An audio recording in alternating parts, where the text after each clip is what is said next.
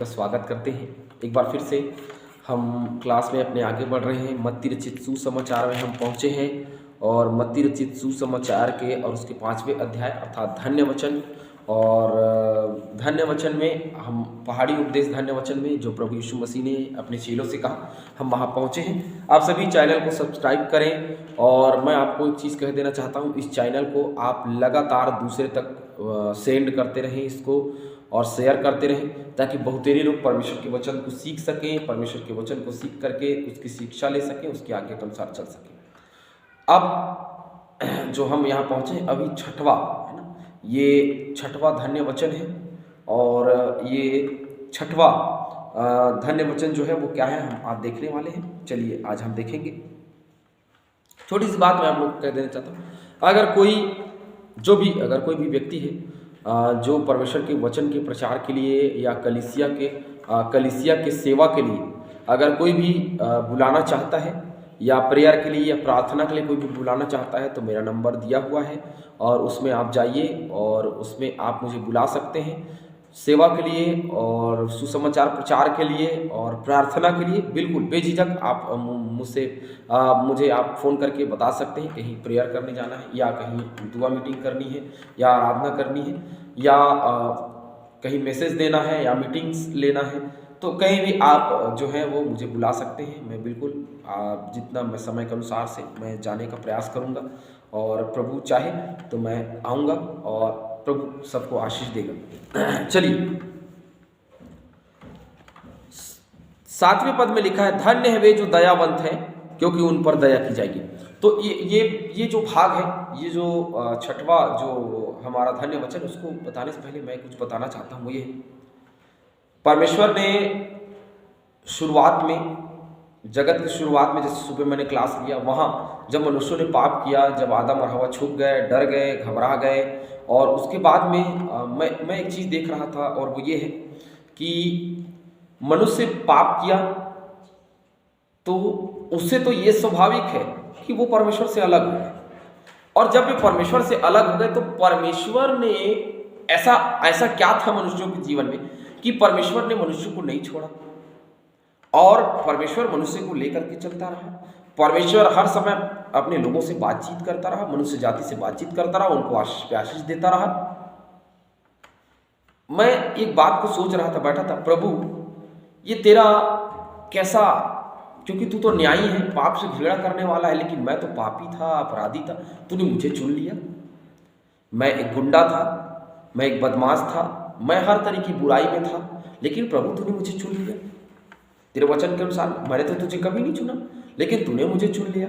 प्रभु तूने मुझे चुना, तूने मुझे बाइबल ट्रेनिंग कराया और तूने मुझे एक सेवा के लिए पीपरखोटी का गांव का स्थान दिया, तूने एक चर्च दिया, एक कलीसिया दिया, तूने अगुवाई किया कि हम चर्च बना सके और आज हम चर्च बना सके हैं। हम इस योग्य तो नहीं थे प्रभु, लेकिन फिर भी तूने ऐसा किया। जब मैं देख रहा था तो मैं सोच रहा था तो मुझे एक बात पता चला कि परमेश्वर जो है वो दया करने वाला है, लेकिन दया उन्हीं पर की जाती है जो दूसरों पर दया करते हैं।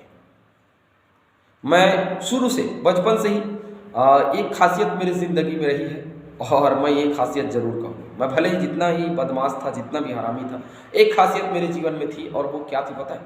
मैं जब भी गरीब दुखिया नाथों को, मैं भी एक गरीब ही था, लेकिन फिर भी जब मैं देखता था गरीब लोगों को तो मुझे बड़ी दया आती थी, और जब मैं उन पे लोगों को अन्याय करते देखता था तो मुझे और ज़्यादा दया आती थी और मैं सोचता था कि मैं उनकी मदद करूं।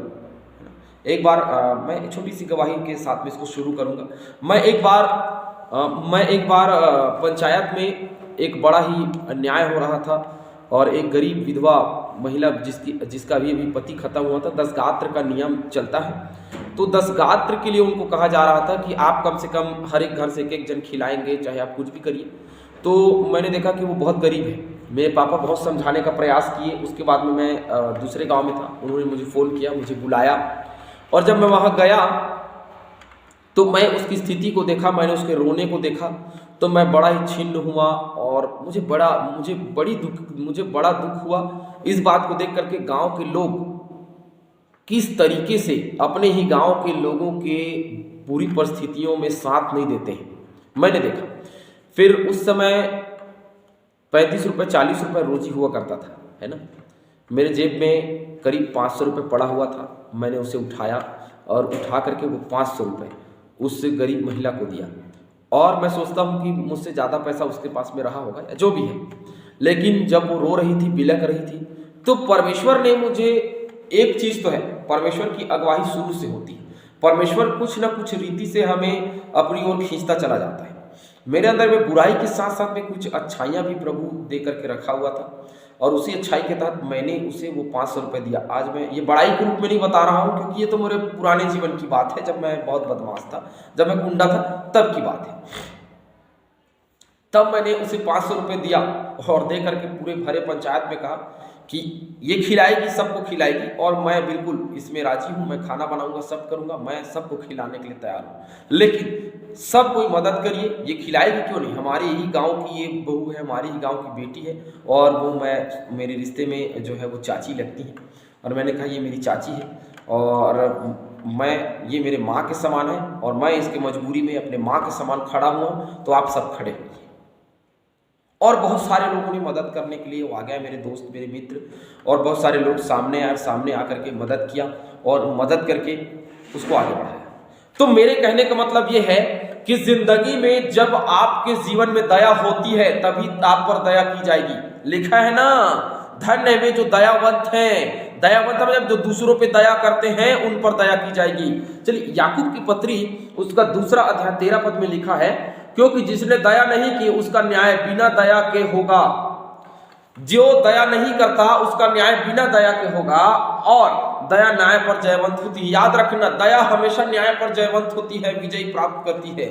दया एक ऐसी चीज है जिससे हम गुनाह करते हुए, बुरे होते हुए भी हम अच्छा बन सकते हैं। हम जब दूसरों पे दया दृष्टि करते हैं, दया क्या होती है पता है? मैं आपको एक बताता हूँ, एक छोटा सा उदाहरण बताता हूँ। जैसे मैंने अपने गवाही में एक उदाहरण बताया ना, एक उदाहरण मैं बताता हूँ। वो ये है, मैं मार्ग के किनारे से जा रहा हूँ अगर, और एक गरीब व्यक्ति वहीं पड़ा हुआ है, मूर्छित है, और मैं जब उसकी स्थिति परिस्थिति को देखता हूँ, मैं गाड़ी रोकता हूँ, रोक करके नीचे उतरता हूँ, नीचे उतर करके मैं उसको पानी पिलाता हूँ। अगर मेरे पास में कुछ खाने का है तो मैं उसे खाने को देता हूँ, यदि नहीं है तो मैं कोशिश करता हूँ कि आने वाले कुछ ही समय में मैं उसकी मदद कर सकूँ, है ना। जब मैं उसकी परिस्थिति को देख करके गाड़ी रोकता हूँ, जब मैं उसकी मदद करता हूँ, तो वही दया है। बिना दया के कोई दूसरे की मदद नहीं कर सकता। हमारे जीवन में दया का होना बहुत जरूरी है।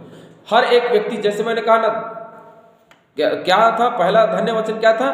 दीन बनना। हम ये सोचते कि दीन, नम्र बनना, ये सोचते हैं, लेकिन नहीं, ये जो दयावंत है ना, ये बड़ा ही कठिन है दया करना। दया करना कौन है? अब प्रभु यीशु मसीह ने एक बड़ा ही स्वच्छ उदाहरण दिया कि एक व्यक्ति, सच्चा पड़ोसी कौन है? एक व्यक्ति मार्ग के किनारे पड़ा हुआ है, उसके आसपास के लोग आए, देखे और चल दिए, लेकिन एक दूर देश से आया हुआ बहुत जल्दी में था। उसने देखा, उसने उसके घाव पोंछ करके उसने अपने सवारी में बिठाया, सवारी में बिठा करके वो कहाँ लेकर के गया?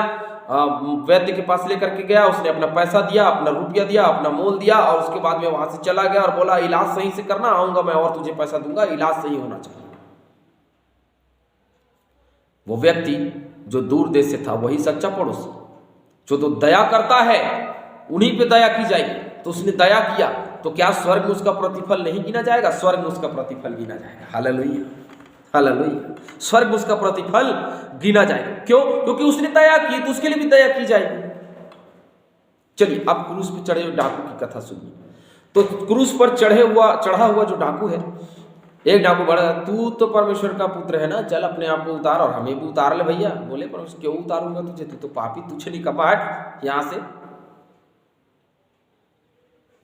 उसके बाद में एक डाकू बोलता है, अरे निकम्मे, अरे हम तो उसी पाप और उस अपराध की सजा पा रहे हैं जिसके हम हकदार हैं, लेकिन ये जो व्यक्ति है वो कौन है पता है? ये स्वच्छ और निर्दोष है, ये चढ़ा हुआ है। वो व्यक्ति उस पर क्या करता है? दया करता है। क्या करता है? उसको दया आती है, उसके लिए उस पर दया आती है कि ये अपराधी नहीं है, फिर भी चढ़ा हुआ, लेकिन तू दुष्ट, तू और मैं, हम दुष्ट हैं, हम पापी और अपराधी, है ना। और बोलता है, और उसके बाद में प्रभु यीशु मसीह बोलता है कि ठीक है, जब मेरा राज्य आएगा ना, तो मैं तेरी सुधी नहीं, परंतु आज ही तू मेरे साथ स्वर्ग लोक में होगा। उस पर दया की गई। एक स्त्री जो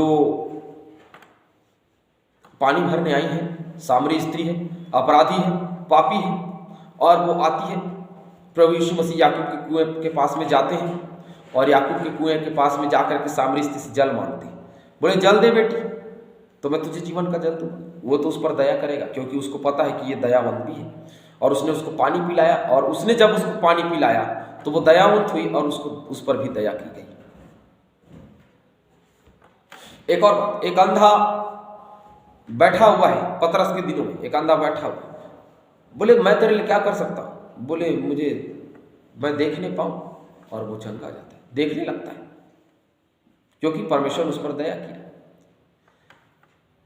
मरियम के दिनों में दूत ने कहा, क्योंकि ये समय चल रहा है क्रिसमस का, दूत ने कहा कि मरियम परमेश्वर ने तुझ पर अनुग्रह किया है, मतलब तुझ पर दया किया है। जब हम दूसरों पर अनुग्रह करते हैं, जब हम दूसरों पर दया करते हैं, तब हम पर भी दया की जाती है। और अगर नहीं करते तो याद रखिए, कोई भी व्यक्ति दया किए बिना अपने लिए दया नहीं बटोर सकता। क्या लिखा है? जैसे अपने अपराधियों को क्षमा किया वैसे तू भी हमारे अपराधों को क्षमा कर। पहले अपने अपराधियों को क्षमा करना है, पहले दूसरों पे दया करना है, पहले दूसरों के लिए अपने जीवन में दया की भावना रखनी है, तब परमेश्वर हम पर दया करेगा।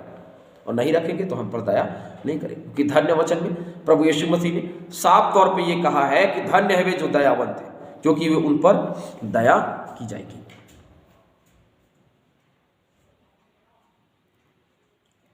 मैं एक चीज और कहना चाह रहा था कि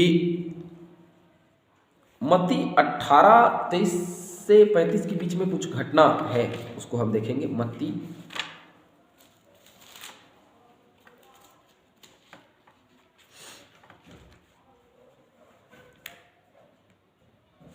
18 है ना, 23 से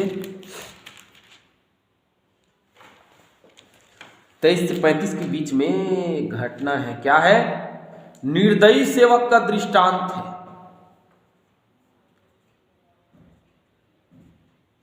निर्दयी सेवक का दृष्टांत मतलब समझते हैं, एक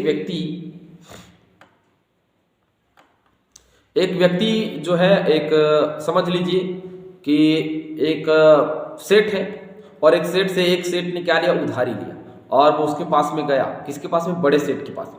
बड़े सेठ के पास में गया और बोला कि भैया वो मैं कर्ज जो है नहीं चुका सकता, मैं थोड़ी सी मेरी स्थिति खराब है और मैं कर्ज नहीं चुका सकता।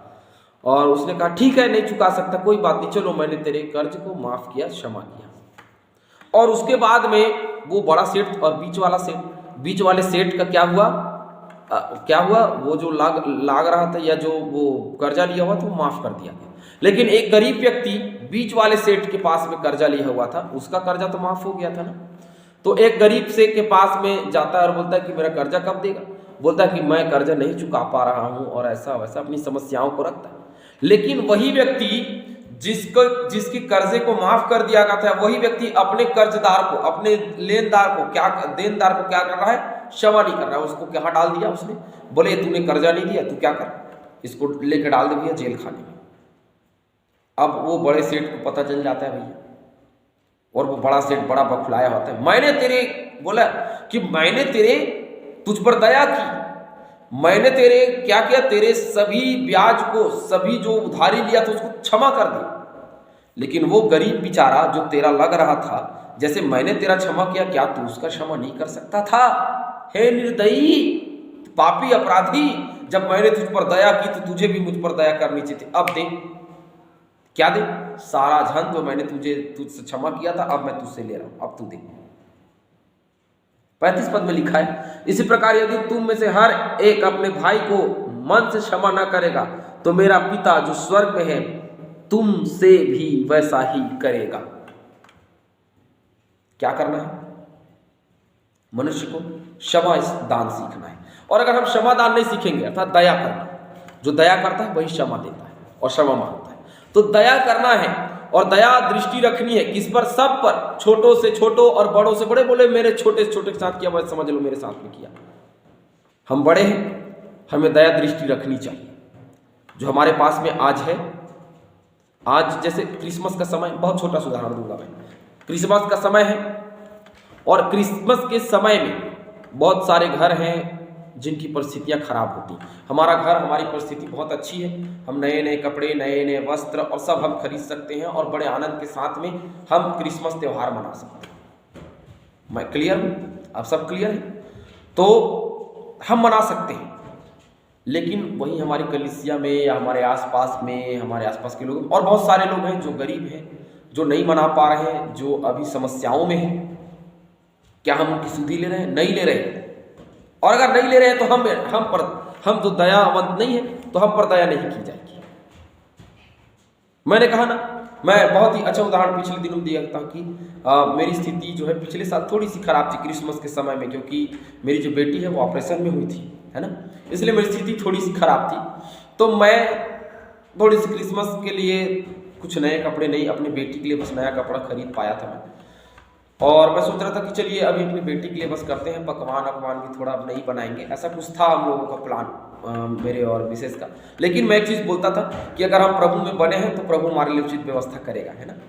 और ऐसे ही सब चल रहा था और मैं पत्नी को लेकर के आया, क्योंकि ऑपरेशन में हुआ था तो अपने मायके में थी। उसके बाद में मैं लेकर के आया तो मैंने देखा कि दिसंबर जो है बहुत नज़दीक था और मेरे यहाँ एक भाई हैं, एक भैया हैं, जो एक बड़े भाई के समान पूछते रहते हैं कि कुछ है या नहीं है, किसी चीज़ की कमी घटी है क्या, ये पूछते रहते हैं। ऐसे लोग बहुत कम होते हैं, मैं आपको बता देना चाहता हूँ, क्योंकि वो दयावंत है। मैं उदाहरण देता हूँ भाई अनिश डेविड का, है ना, कि वो जब भी किसी को देखते हैं या गरीबी में देखते हैं या किसी मुसीबत में देखते हैं। विगत दिनों में भाई भुवन मसीह, हमारे कलीसिया में एक भुवन मसीह करके हैं, उनके यहाँ उनके मम्मी का जब पैर फ्रैक्चर हुआ तो वो कर्ज लेकर के और खेत को बेच करके और कुछ करके मैं अपने माँ का इलाज कराऊंगा ऐसे बोल रहे थे। लेकिन उनको दया आई, उन्होंने कहा चलिए मैं देता हूँ, और उन्होंने क्या किया, प्रदान किया, उन्होंने व्यवस्था की। तो ये दयावंत लोग हैं, है ना। और मैंने देखा कि मेरे पास में उस समय में कुछ भी नहीं था और प्रभु ने बड़ी दृष्टि की और अपने दास को चुना और चुन करके मुझ तक साधन पहुंचाया। और मैं हर्ष और उल्लास के साथ में, मैं भी नया कपड़ा पहना था, मेरी पत्नी भी पहनी, मेरे बच्चे भी पहने और हम पकवान भी बनाए और बहुत आनंद के साथ क्रिसमस को मनाने पाए। अभी इस साल स्थिति परिस्थिति जो है प्रभु की दया से, मैंने कहा ना, दया करने वाले लोग हमारे पास में, दया करने वाले लोग, जब हम दूसरों पर दया करते हैं, दूसरों पर दया दृष्टि रखते हैं, तो प्रभु हम पर भी दया दृष्टि रखता है और हम पर भी दया करता है। जब हम एक दूसरे पर दया करेंगे तो हम पर भी दया की जाएगी, है ना। इसीलिए ये धन्य वचन प्रभु यीशु मसीह ने कहा कि तुम दूसरों पर दया करो तो तुम पर भी क्या की जाएगी, दया की जाएगी। उस दास के समान ना बनिए, उस स्वामी के समान ना बनिए जिसने क्या किया, अपने ब्याज तो अपने जो कर्ज का है वो क्या कर लिया, उसने क्षमा करा लिया, लेकिन उसका जो लेनदार था उसने क्षमा नहीं किया। तो खुद तो चाहता था कि मुझ पर दया की जाए, लेकिन उसने दूसरे पर दया नहीं की, इसीलिए उसने कहा तू मुझे 4 गुना दे, चल दे, और नहीं देगा तो मैं तुझे जेल खाने में डलवा दूंगा, जैसे तूने उस गरीब को डलवाया। और उसने वैसा ही किया। तो जो उस पर दया किया था वो दया वैसे छीन ली गई। अगर परमेश्वर ने हम पर दया की है और हम दूसरों पर दया नहीं कर रहे हैं तो वो आशीष हमसे छीन लेगा। इसीलिए उस आशीष में बने रहना है तो परमेश्वर के साथ में बने रहिए, परमेश्वर के पास में, परमेश्वर आशीष देगा। आप सब दया कीजिए, किसी भी स्थिति परिस्थिति में देखिए कि आपकी आवश्यकता किसी को है या आपके धन की आवश्यकता किसी को है तो आप पीछे मत हटिए, उसकी सहायता मदद कीजिए। हालेलुया, उसकी सहायता मदद कीजिए, तब हमें सहायता दी जाएगी, तब हम पर दया की जाएगी। सड़क के किनारे पड़े हुए व्यक्ति को देखकर जाइए मत, क्योंकि एक दिन आप भी सड़क के किनारे पड़े हो सकते हैं और आप पर भी दया नहीं की जा सकती। तो पहले आप दूसरों पर दया कीजिए तो ताकि आप पर भी दया की जाए। हालेलुया। परमेश्वर आज की रात्रि में आप सभी को आशीष दे और धन्य है वे जो दयावंत है, क्योंकि उन पर भी दया की जाएगी। और दया क्या करती पता है, दया से ही हमें आशीष मिलती है, दया से ही हम न्याय के दिनों पर विजय प्राप्त कर सकते हैं। हम दया करेंगे तो हम पर भी अंत के दिनों में दया की जाएगी, हमें भी क्षमा की जाएगी, हमारे अपराध क्षमा किए जाएंगे। तो अंत के दिन में जो बचना चाहता है वो दया करे दूसरों पर और अपने जीवन में भी दया की भावना लेकर के आए। हालेलुया। आप सभी को परमेश्वर आशीष दे और प्रभु आप सभी को संभाले इस रात्रि की बेला में। कल सुबह हम फिर मिलेंगे। प्रभु आशीष दे। आमीन।